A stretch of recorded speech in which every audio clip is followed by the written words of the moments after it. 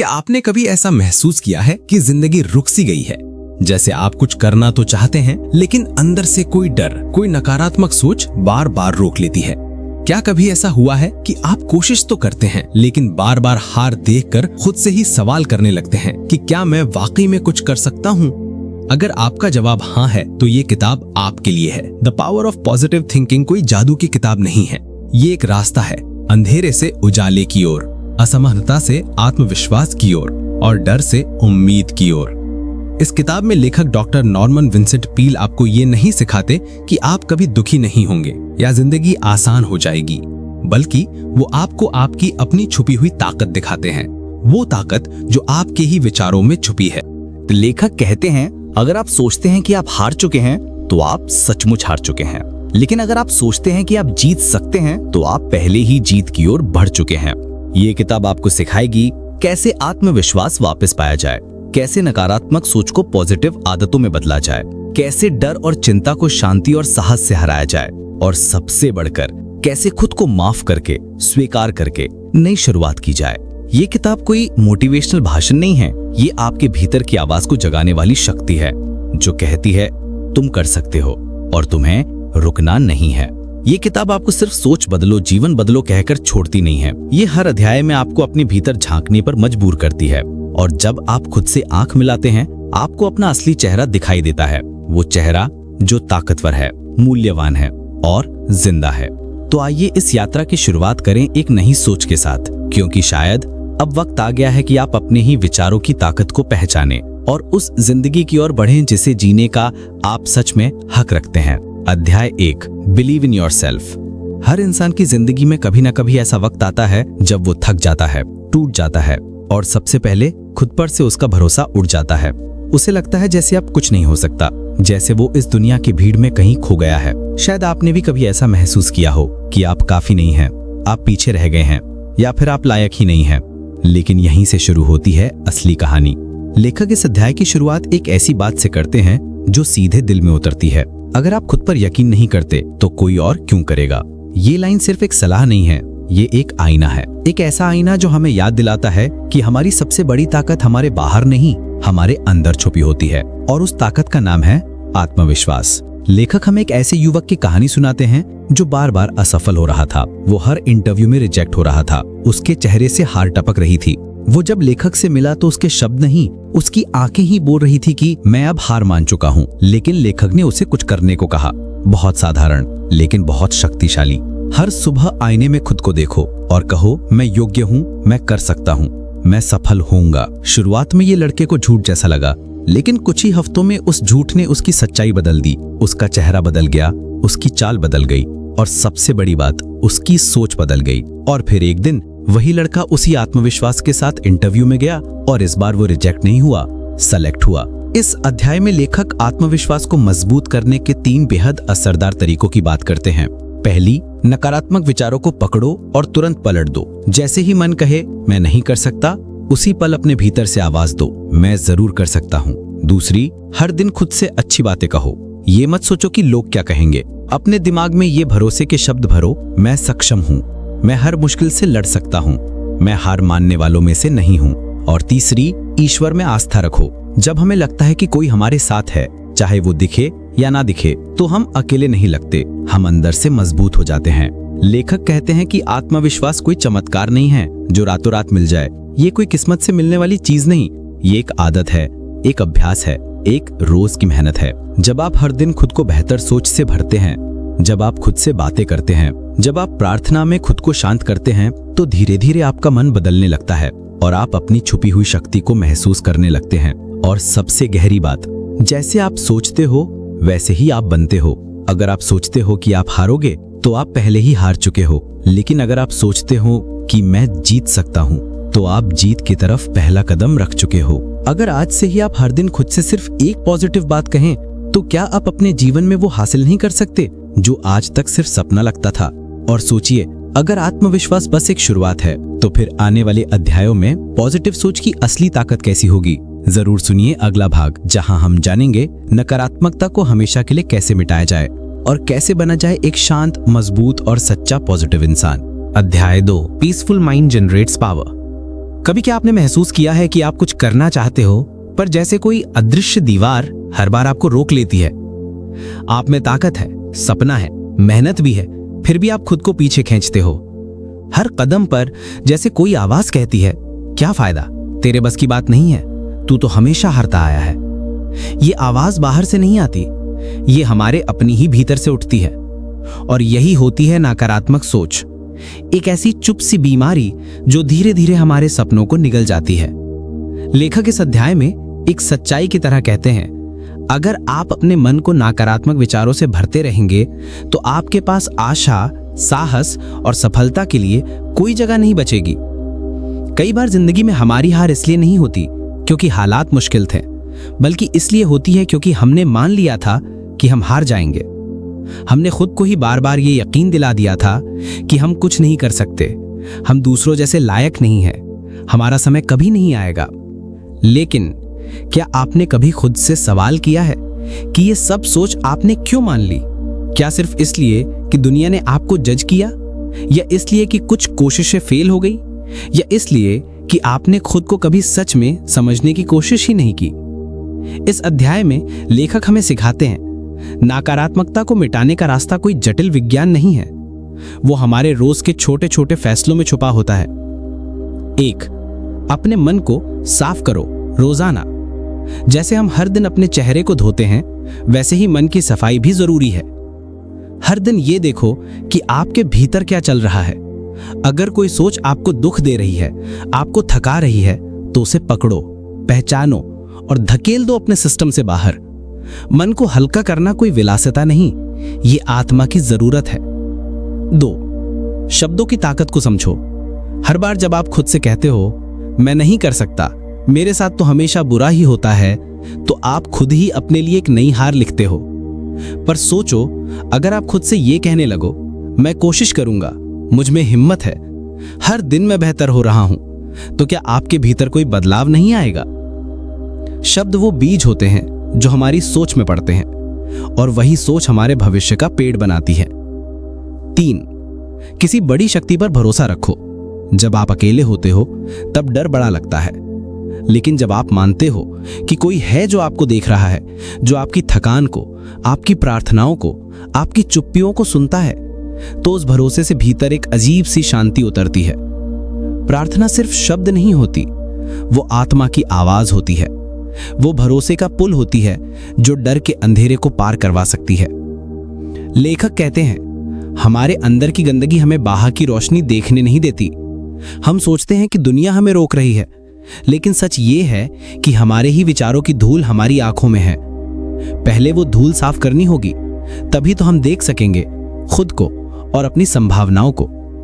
अब एक सच्चा सवाल खुद से पूछिए कि क्या आप तैयार हैं अपने भीतर की गंदगी को धो डालने के लिए? क्या आप एक नई सोच, एक नया मन और एक नया जीवन अपनाने के लिए तैयार हैं? सोचिए, अगर आप रोज अपने मन को थोड़ा थोड़ा सा साफ करें, तो कुछ ही हफ्तों में आपके अंदर का इंसान कितना बदल सकता है। अध्याय 3, how to have constant energy. कभी कभी हम दिन भर हंसते हैं, बात करते हैं, काम करते हैं, लेकिन रात को जब सब सो जाते हैं तो हमारे भीतर एक अजीब सी बेचैनी जागती है। मन खुद से पूछता है, क्या मैं वाकई ठीक हूं? क्या वो डर जो मुझे सताता है वो कभी खत्म होगा? लेखक कहते हैं, डर और चिंता इंसान की सबसे बड़ी दुश्मन होती हैं।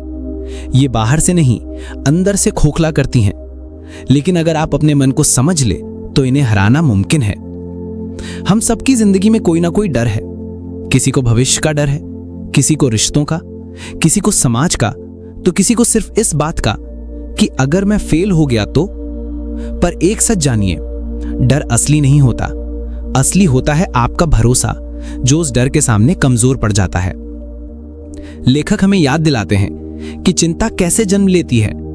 जब हम बार बार किसी बुरी घटना की कल्पना करते हैं, जब हम उन बातों पर सोचते रहते हैं जो अभी हुई ही नहीं है, तब हमारे भीतर एक मानसिक तूफान खड़ा हो जाता है। एक आदमी की कहानी इस अध्याय में है, जिसे हर वक्त ये डर था कि उसकी नौकरी चली जाएगी। वो कुछ दिन बाद सोचना भी भूल गया कि वो क्या कर सकता है। वो बस डरने लगा कि क्या खो सकता है। पर सच ये था, नौकरी कभी गई नहीं थी। गई थी तो सिर्फ उसकी शांति, हिम्मत और मुस्कान।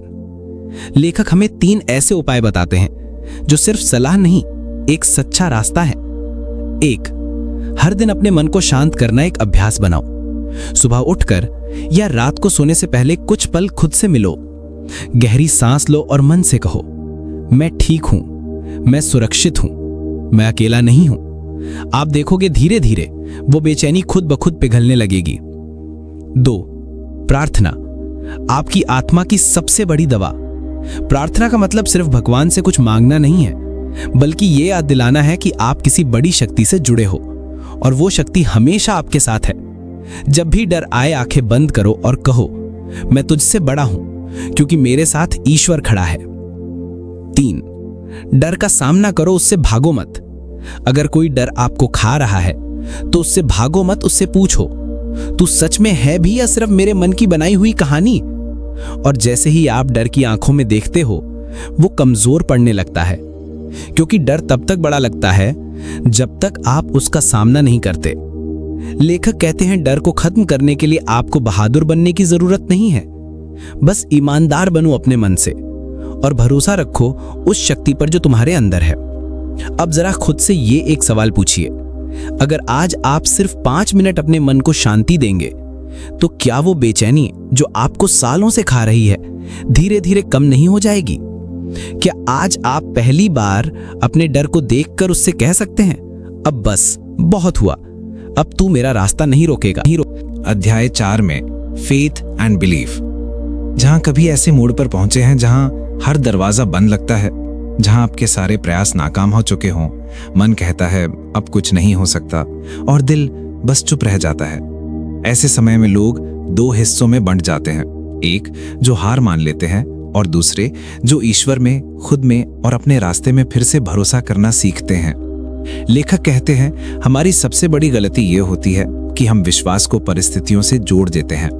जब चीजें सही चलती हैं हम कहते हैं हाँ भगवान साथ हैं, लेकिन जब हालात बिगड़ते हैं तो हम वही सवाल पूछते हैं जो हर टूटता इंसान करता है, क्या भगवान ने मुझे छोड़ दिया? लेखक कहते हैं ईश्वर कभी नहीं छोड़ते हैं, पर हम खुद ही उनसे दूर हो जाते हैं। लेखक इस अध्याय में एक असाधारण सूत्र देते हैं जिससे हर इंसान फिर से आस्था और अंदरूनी शक्ति को महसूस कर सकता है। 1. आत्मा के साथ फिर से जुड़ो।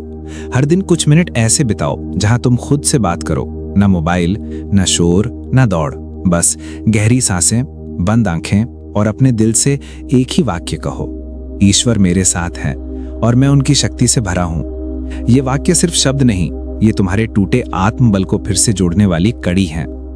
2. असंभव को संभव मानो।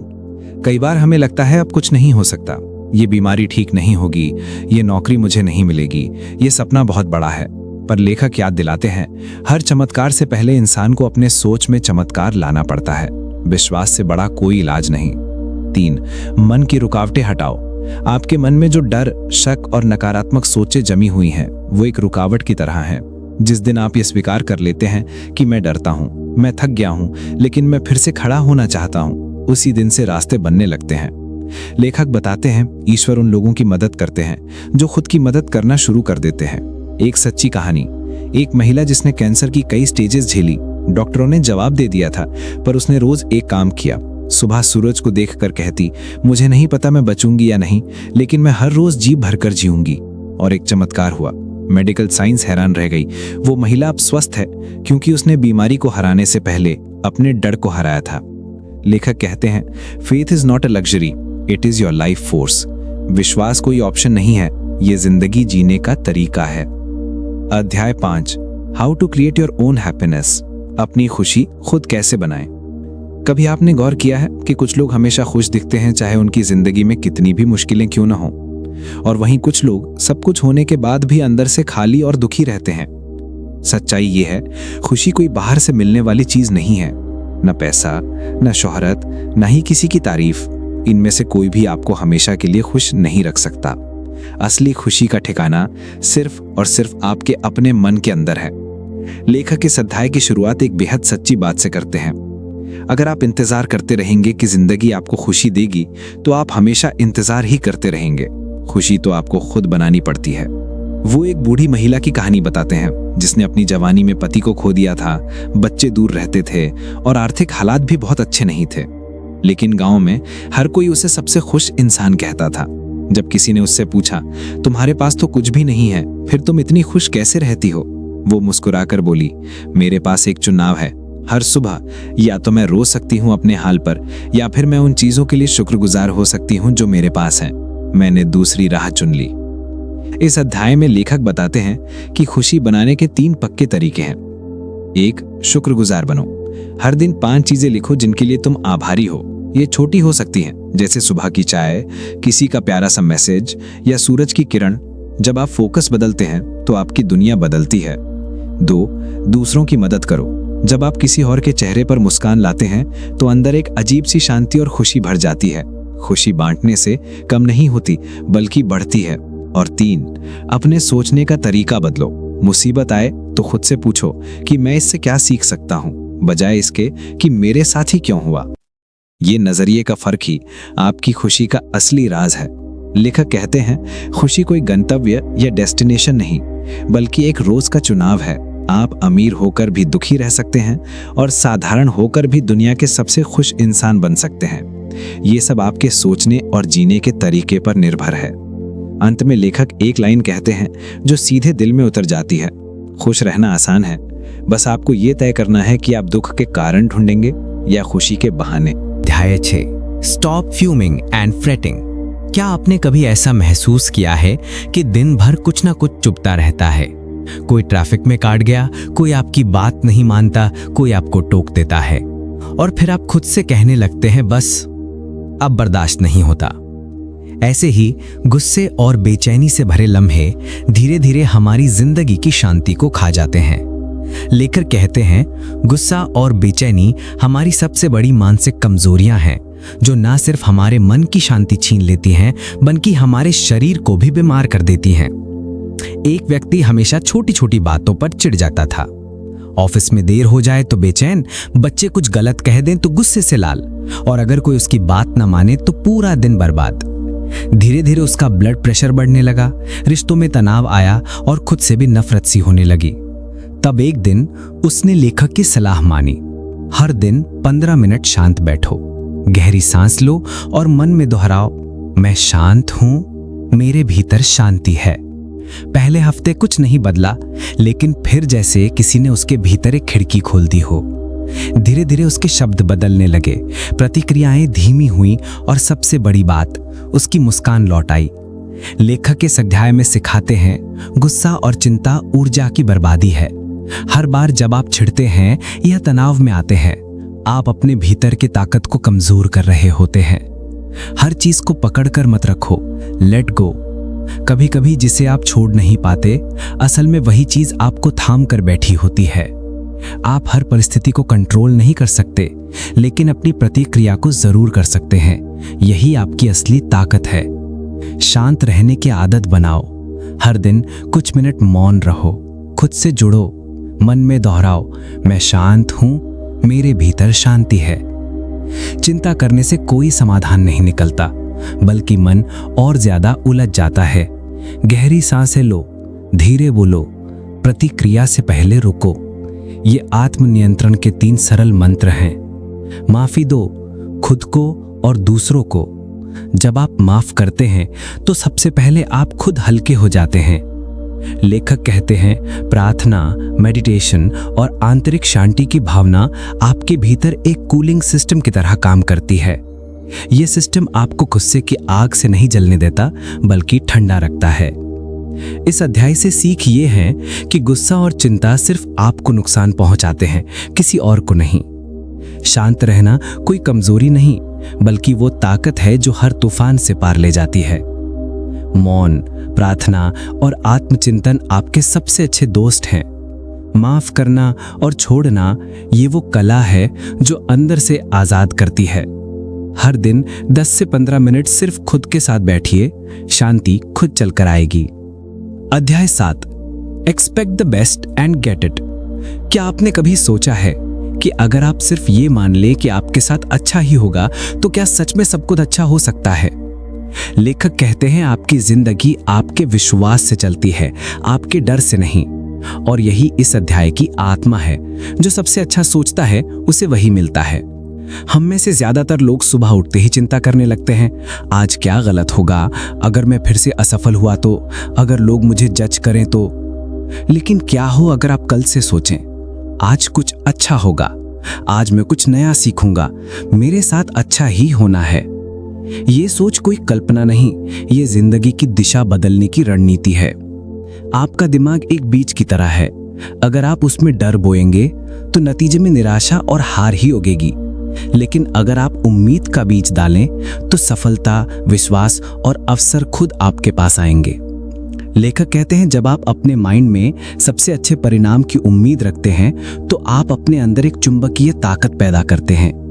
ये ताकत लॉ ऑफ अट्रैक्शन के अनुसार आपके जीवन में वही अच्छी चीजें खींच कर लाती है जिनकी आप उम्मीद कर रहे हैं। 1. सोच वही बने जो आप चाहते हैं। आप जैसा सोचते हैं वैसा ही बनते हैं। अगर आप खुद को सफल नहीं मानते तो दुनिया भी आपको कभी सफल नहीं मानेगी। आप अपने मन में कैसी तस्वीर बनाते हैं वही आपकी हकीकत बन जाती है। इसलिए सबसे पहले खुद से कहो, मैं योग्य हूं, मैं लायक हूं और मुझे सफलता मिलेगी। 2. उम्मीद रखो, डर नहीं। डर सिर्फ एक कल्पना है, लेकिन उम्मीद एक ऊर्जा है। हर बार जब मन कहे नहीं होगा, आप कहिए क्यों नहीं होगा, मैं कोशिश कर रहा हूं। आपकी उम्मीद ही आपके प्रयासों को दिशा देती है। उम्मीद रखने से पहले खुद को योग्य मानो, मैं कर सकता हूं और मुझे मिलेगा। 3. अपने शब्दों की शक्ति पहचानो। शब्द सिर्फ हवा में नहीं जाते, वो आपके दिमाग में बीज बोते हैं। शायद नहीं हो पाएगा जैसे शब्द हटाइए, बोलिए जरूर होगा, मैं कर सकता हूं, मैं लायक हूं। हर दिन पॉजिटिव बातें खुद से बोलने की आदत डालिए। मैं सक्षम हूं, मैं बदलाव ला सकता हूं। 4. सोच से बड़े नतीजे बनते हैं। छोटा सोचने से सिर्फ सीमाएं बढ़ती हैं, अवसर नहीं। जितना बड़ा आप सोचेंगे उतनी बड़ी जिंदगी मिलेगी।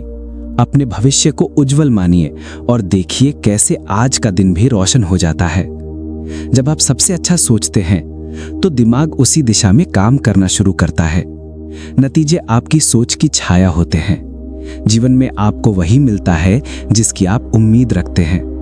जो खुद को हर दिन याद दिलाता है मेरे साथ अच्छा होगा, वो कठिनाई में भी रास्ता खोज लेता है। उम्मीद रखने वाले लोग ही इतिहास बदलते हैं। लेखक कहते हैं एक्सपेक्टिंग डिफीट इनवाइट्स डिफीट। हर नकारात्मक उम्मीद खुद एक रुकावट बन जाती है। इसलिए उम्मीद रखना कमजोरी नहीं, ये सबसे बड़ी ताकत है। अध्याय 8 I don't believe in defeat, यानी मैं हारने पर विश्वास नहीं करता। जिंदगी में ऐसे पल जरूर आते हैं जब हर रास्ता बंद लगता है। लोग कहते हैं अब कुछ नहीं हो सकता, हालात कहते हैं बस यही तक था, और आपका मन धीरे से फुसफुसाता है शायद यही हार है। लेकिन लेखक कहते हैं हार नाम की कोई चीज होती ही नहीं जब तक आप उसे सच मानकर अपने अंदर जगह नहीं देते। एक बार लेखक के पास एक व्यक्ति आया जो हर कोशिश में असफल हो चुका था। उसका व्यापार डूब चुका था, दोस्त साथ छोड़ चुके थे और परिवार भी टूटने की कगार पर था। उसने कहा मैं थक गया हूं, अब मेरे लिए कुछ नहीं बचा। लेखक ने मुस्कुराकर जवाब दिया, तो क्या तुम अपनी कब्र खुद खोदने आए हो या फिर एक नया रास्ता ढूंढने?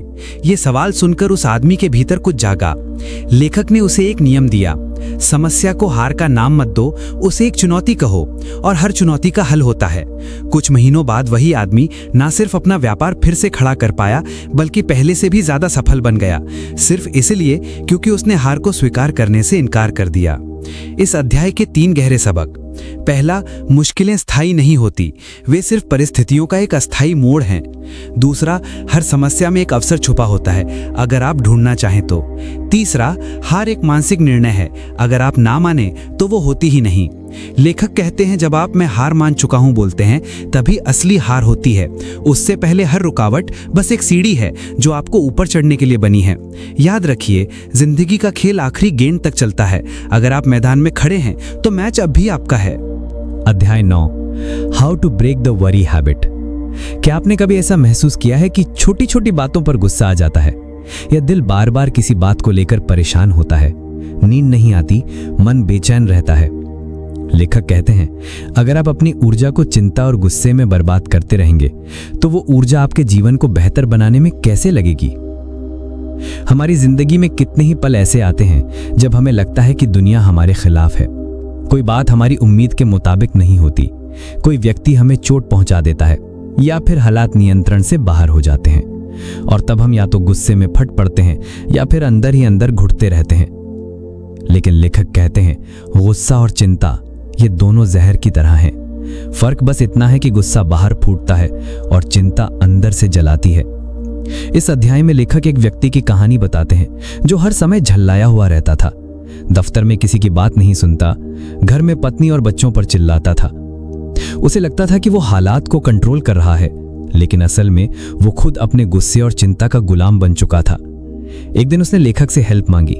लेखक ने कहा, हर दिन कुछ मिनट शांति में बैठो, अपनी आंखें बंद करो और दिल से सिर्फ एक बात बोलो, मैं शांत हूं, मैं स्थिर हूं, मेरे भीतर ईश्वर का शांति स्रोत बह रहा है। पहले तो उसे यह बेकार सा लगा, लेकिन कुछ दिनों बाद उसने खुद महसूस किया उसका गुस्सा कम हो रहा है, उसका चेहरा बदल रहा है और सबसे जरूरी, लोग उससे फिर से जुड़ने लगे हैं।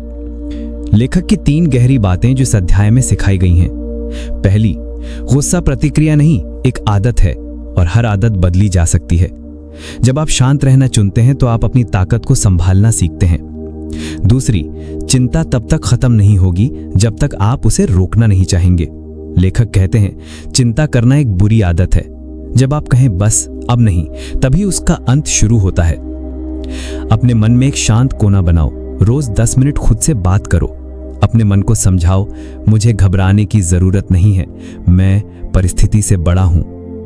जब भी गुस्सा आए, गिनती गिनो 10 से 1 तक, धीरे धीरे। जब भी मन बेचैन हो, आंखें बंद करो और 3 बार गहरी सांस लेकर कहो, मुझे शांति चाहिए और मैं शांति पा सकता हूं। और सबसे अहम, हर दिन किसी एक बात के लिए धन्यवाद जरूर दो। गुस्सा और चिंता आपकी समस्या को नहीं सुलझाते, बल्कि उसे और उलझा देते हैं। अपने मन को रोज थोड़ा थोड़ा शांत करो, यही असली प्रगति है। शांत व्यक्ति ही सही निर्णय ले सकता है और लंबी दौड़ में जीतता भी वही है। और क्या आप हर दिन खुद से एक वादा कर सकते हैं कि मैं गुस्से और चिंता का शिकार नहीं, मालिक बनूंगा। और सोचिए, अगर आपका मन शांत हो जाए तो आपके रिश्ते, सेहत और जिंदगी कितनी सुंदर बन जाए। अध्याय 10, power to solve personal problems. हर इंसान की जिंदगी में ऐसे मौके आते हैं जब समस्याएं इतनी बड़ी लगती हैं कि उनका सामना करना असंभव लगता है। ये समस्याएं कभी दूसरों से आती हैं, कभी परिस्थितियों से और कभी खुद हमारे भीतर की सोच से। लेखक इस अध्याय की शुरुआत एक ऐसी सच्चाई से करते हैं, हर समस्या, चाहे कितनी भी बड़ी क्यों ना हो, एक समाधान छुपाए हुए होती है। लेकिन जरूरी है कि हम उस समाधान तक पहुंचने की ताकत पहचानें। लेखक हमें एक व्यक्ति की कहानी बताते हैं जो हमेशा दूसरों की वजह से अपनी परेशानियों का दोष देता था। वो सोचता, अगर ये ना होता तो मैं खुश होता, अगर वे ना होते तो मेरी जिंदगी आसान होती। लेकिन लेखक ने उसे एक सरल पर गहरी बात बताई, तुम्हारे जीवन की समस्याएं तुम्हारे नियंत्रण में नहीं है, लेकिन तुम्हारा समाधान हमेशा तुम्हारे भीतर है। इस व्यक्ति को पहले ये बात अजीब लगी। उसे लगा कि इतने सालों से दूसरों और परिस्थितियों को दोष देते आ रहे हैं, अब मैं अपने भीतर समाधान कैसे ढूंढूं? लेकिन लेखक ने उसे 3 शक्तिशाली तरीके बताए जिन्हें अपनाकर वो अपनी समस्याओं का हल ढूंढ सकता है। पहला, समस्या की जड़ तक पहुंचो। केवल सतही बातों में उलझकर समय मत खो। हर समस्या के पीछे एक कारण होता है, उस कारण को पहचानो और उसके समाधान पर ध्यान दो। जैसे ही आप जड़ तक पहुंचते हैं, समाधान अपने आप स्पष्ट होने लगता है। दूसरा, सकारात्मक समाधान सोचो, दोष मत दो। जब भी कोई मुश्किल आए, पहले ये मत सोचो कि कौन दोषी है, इसके बजाय पूछो कि मैं इसे कैसे हल कर सकता हूं। और हर समाधान के लिए छोटे छोटे कदम बनाओ। छोटे कदम बड़ी समस्याओं को भी आसान बना देते हैं। तीसरा, आत्मविश्वास और धैर्य का अभ्यास करो। समस्याएं तुरंत हल नहीं होती, लेकिन अगर आप लगातार खुद पर विश्वास रखेंगे, धैर्य बनाए रखेंगे और छोटे कदम बढ़ाते रहेंगे, तो हर समस्या का समाधान संभव है।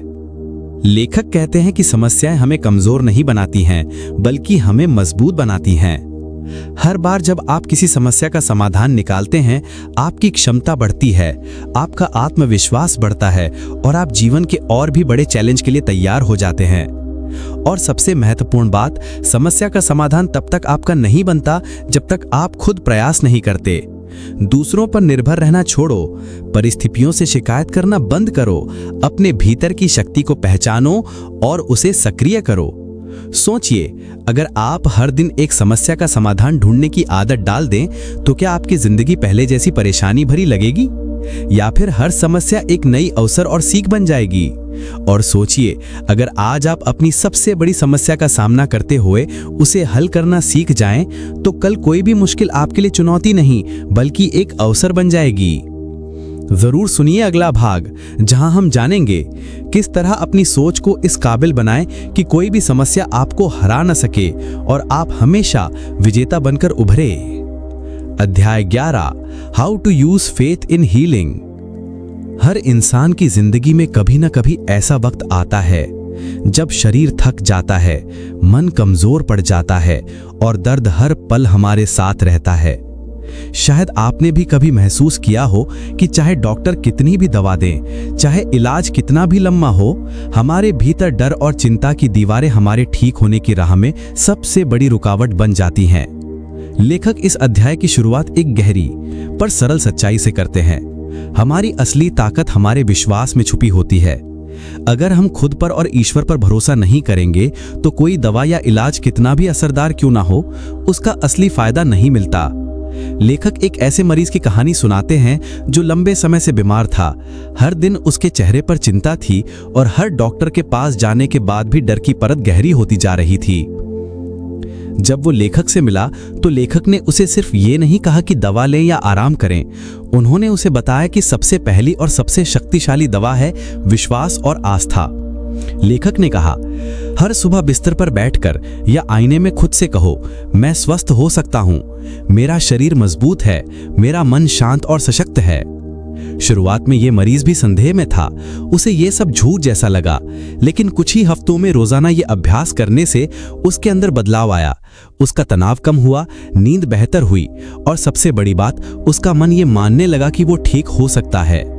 लेखक इस अध्याय में विश्वास को मजबूत करने के 3 बेहद असरदार तरीकों की बात करते हैं।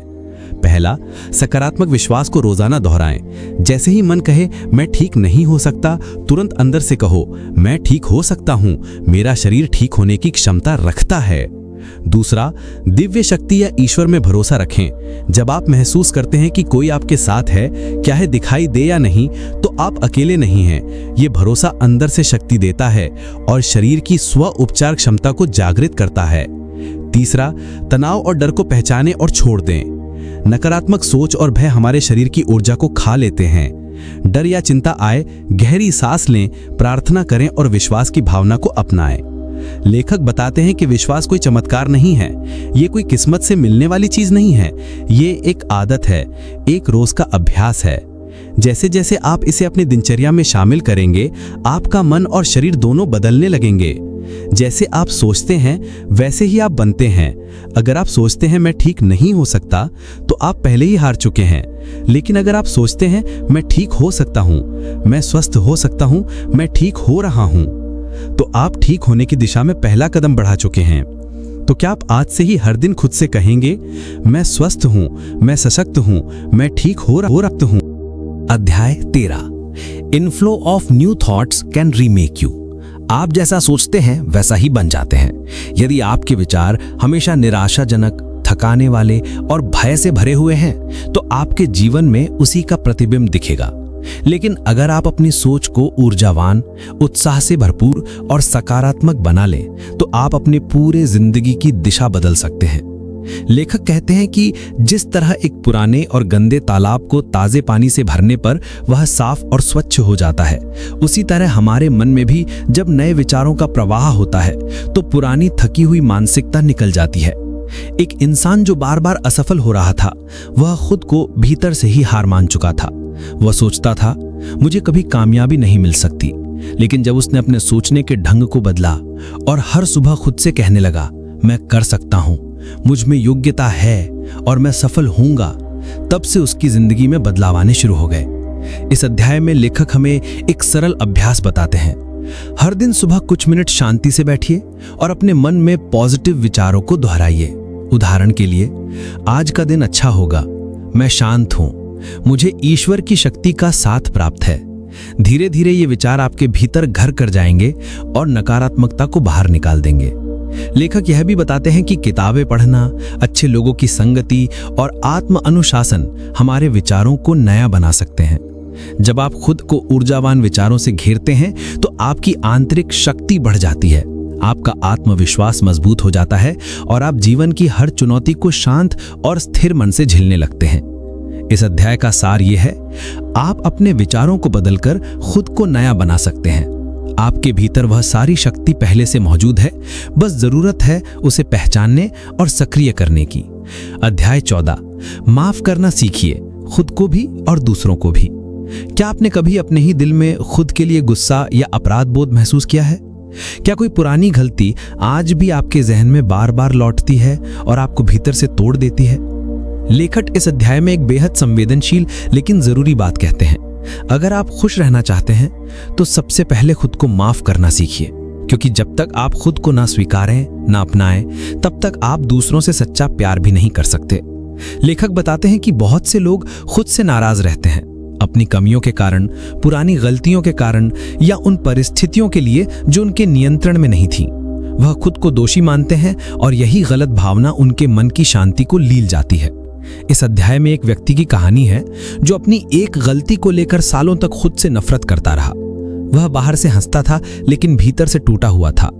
जब उसने लेखक की सलाह पर खुद को माफ करने का अभ्यास शुरू किया, प्रार्थना, आत्मस्वीकृति और सकारात्मक सोच के जरिए, तब धीरे धीरे उसने अपने भीतर के अंधेरे को रोशनी में बदलना शुरू कर दिया। लेखक कहते हैं कि forgiveness is not weakness, it is strength.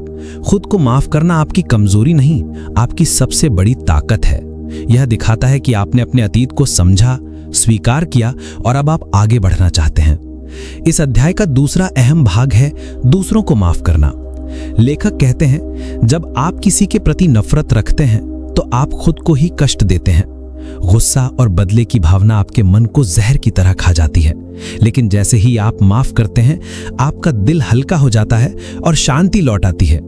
लेखक सुझाते हैं, हर रात सोने से पहले खुद से कहिए, मैं खुद को माफ करता हूं, मैं दूसरों को माफ करता हूं और मैं शांति के साथ जीना चाहता हूं। यह अभ्यास धीरे धीरे आपके भीतर एक बदलाव लाएगा, एक शांति, एक आत्मसम्मान और एक नई शुरुआत की शक्ति। माफ करना कमजोरी नहीं, सबसे बड़ी ताकत है। खुद को माफ करके आप अपने अतीत से आजाद होते हैं, दूसरों को माफ करके आप अपने वर्तमान को शांत बनाते हैं।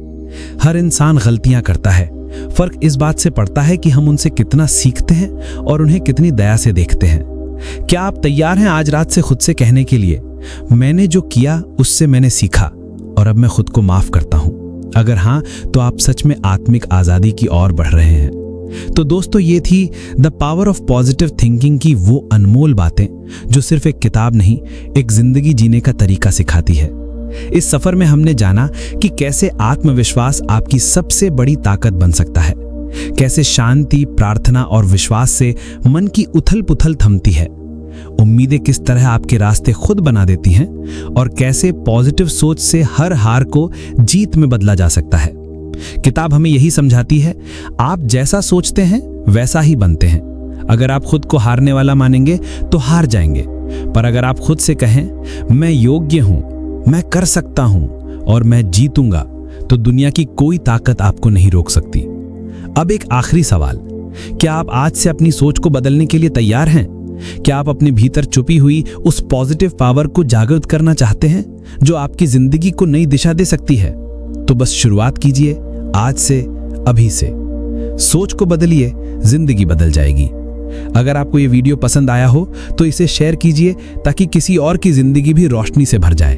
और हाँ, अगला वीडियो और भी गहराई से जुड़ा होगा, तो चैनल को जरूर सब्सक्राइब कीजिए ताकि आप कोई भी पॉजिटिव सीख मिस ना करें। धन्यवाद। आपका दिन शुभ हो और याद रखिए, आपके अंदर सब कुछ है, बस खुद पर विश्वास